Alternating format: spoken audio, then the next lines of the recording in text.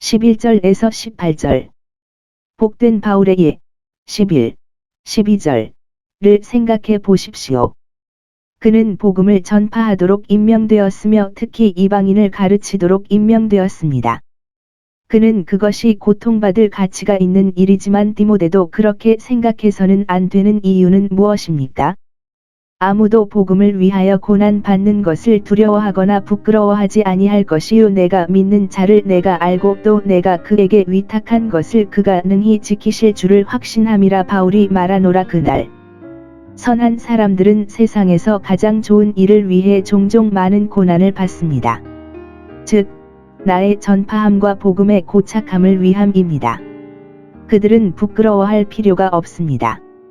대의가 그들을 감당할 것입니다.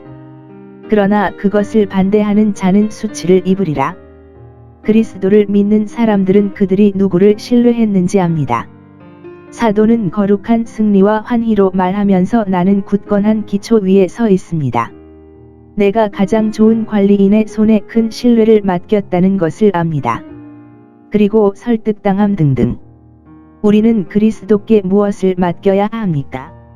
우리 영혼의 구원과 천국에 대한 그들의 보존, 그리고 우리가 그에게 헌신한 것은 그가 지키실 것입니다. 우리의 영혼이 다음과 같은 질문을 받게 될 날이 올 것입니다.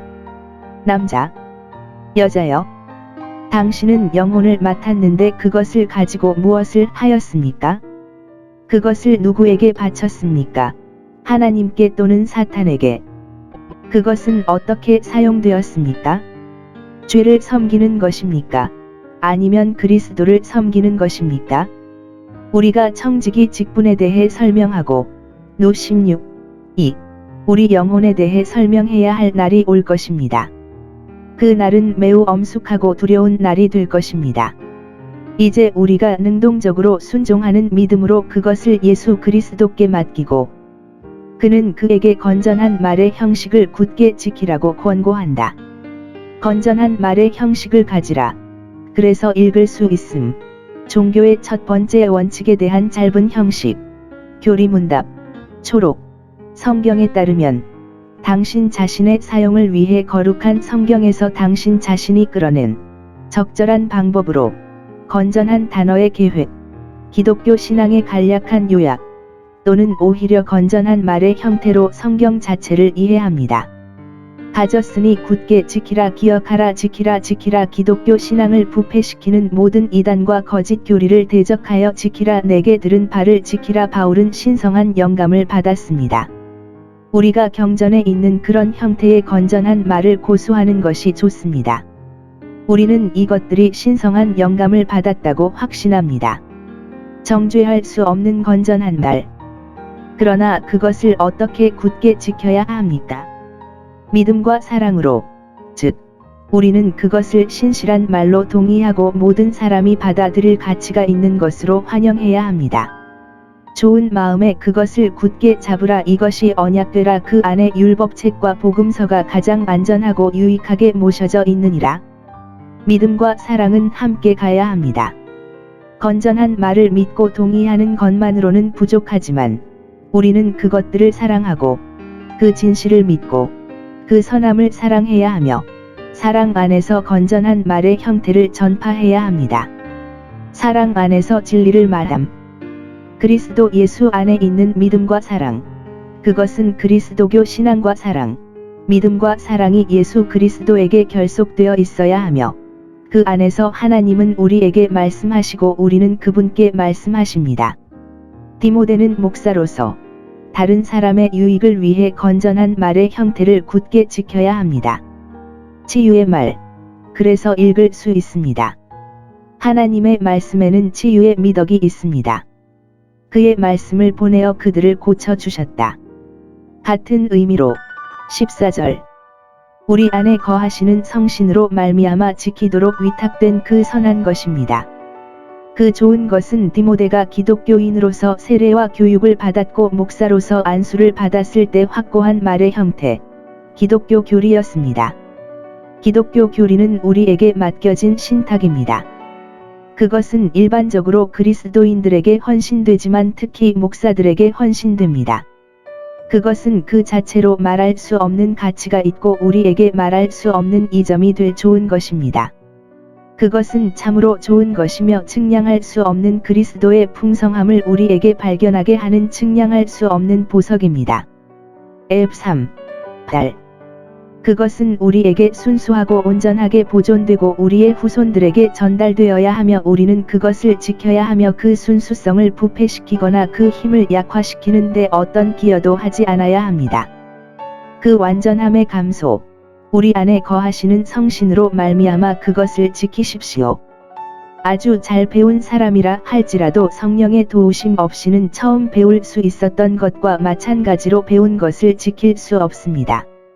우리 자신의 힘으로 지킬 생각이 아니라 성신으로 지켜야 합니다. 성신은 모든 선한 목사와 그리스도인 안에 거하신다. 그것들은 그분의 성전이며 그분은 그들이 복음을 순결하고 부패하지 않게 지킬 수 있도록 하십니다.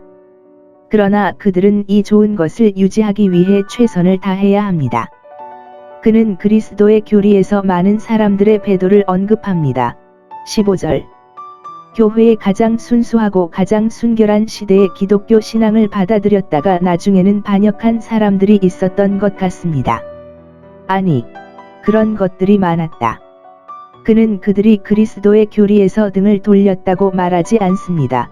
그들이 그렇게 여겨야 할 것 같았지만, 그러나 그들이 그에게서 돌아섰고 그에게 등을 돌렸고 그의 고난의 때에 그를 부인했습니다.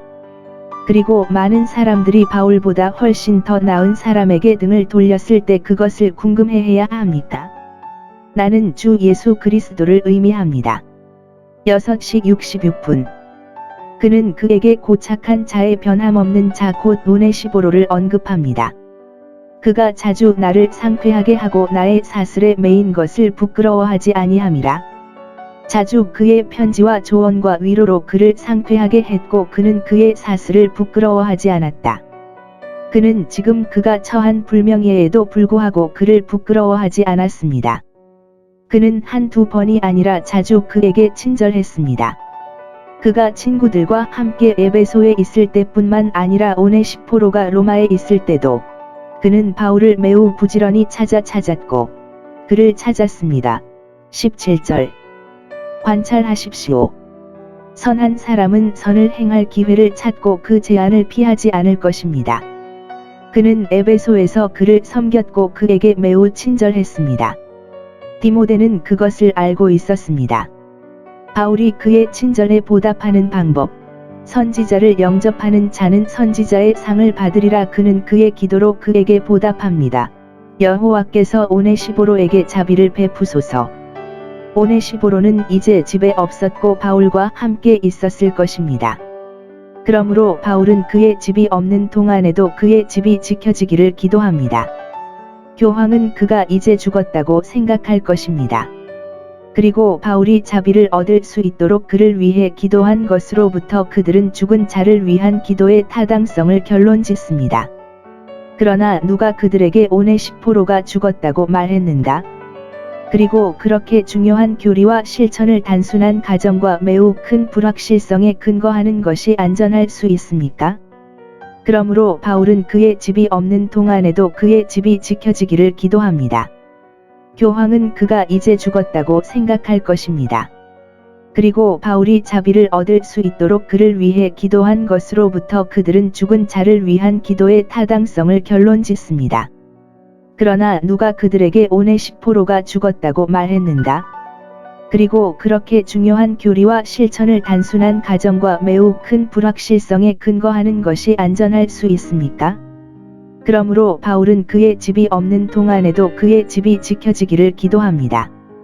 교황은 그가 이제 죽었다고 생각할 것입니다. 그리고 바울이 자비를 얻을 수 있도록 그를 위해 기도한 것으로부터 그들은 죽은 자를 위한 기도의 타당성을 결론짓습니다. 그러나 누가 그들에게 오네시포로가 죽었다고 말했는가? 그리고 그렇게 중요한 교리와 실천을 단순한 가정과 매우 큰 불확실성에 근거하는 것이 안전할 수 있습니까? 그는 오네시포로 자신과 그의 집을 위해 기도합니다.